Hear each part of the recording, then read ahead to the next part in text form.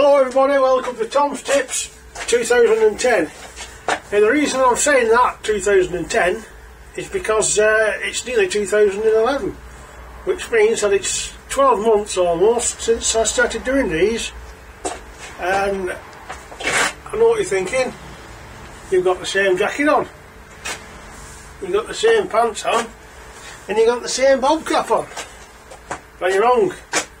I've got a few of these, and I've got a few of these. I've only got one bob cap though. And the reason for that is, I don't want to see the taxman. I don't want to see the taxman looking at me and saying, he's a dapper dresser. I'll have to have a look into him.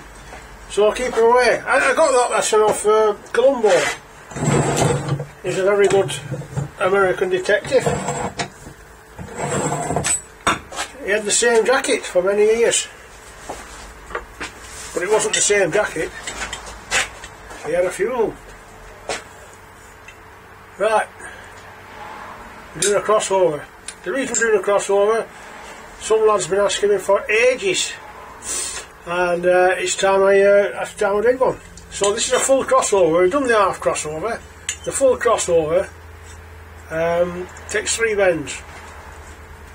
So we'll start at the first bend, stick that in, your bender, put your guide in, and then it's always a good thing to use the floor when you're bending,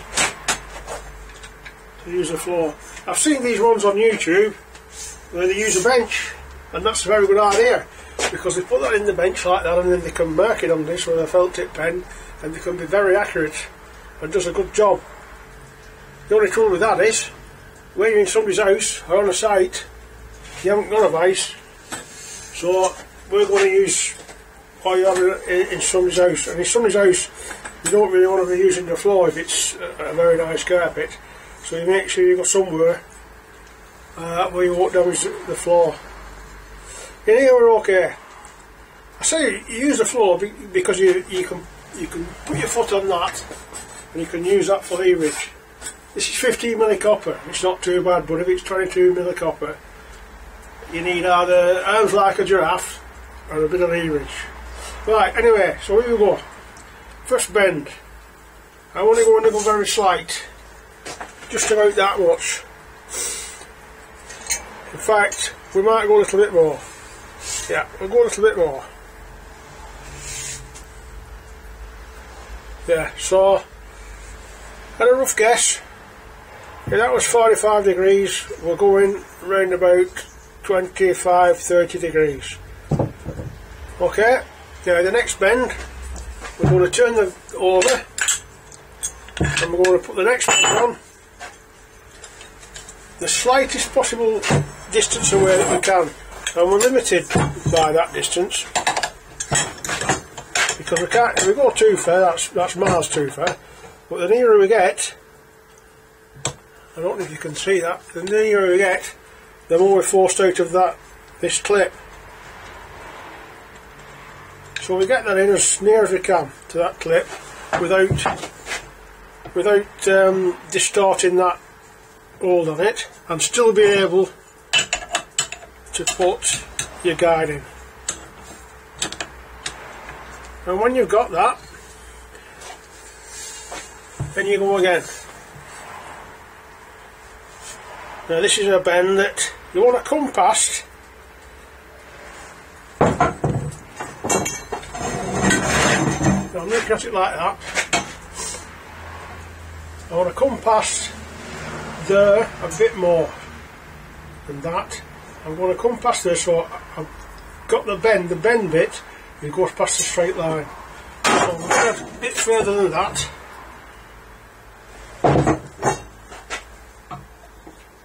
Right, and a little bit further than that yet, but not a lot. So that bend, now, I'm on the bend there, the straight bit is just touching that bit. Okay, let me turn that over again. And we'll have the same problem here, we can't put it in too far, because of that clip. You have to get the full clip on the pipe. otherwise you'll distort the pipe. But if you go too far, you see that's the right, and then we can get the drift in. Once we've got the drift in, we're going to bend it now so that is a straight pipe. Right, so that brings us down to a straight pipe. And that's our crossover. It's not perfectly lined and perfectly straight. You can always measure it up, but that's what we're after. Going across a pipe like that. That's a crossover. They're cheaper to make than they're to buy. So the next one I'm going to make is a crossover.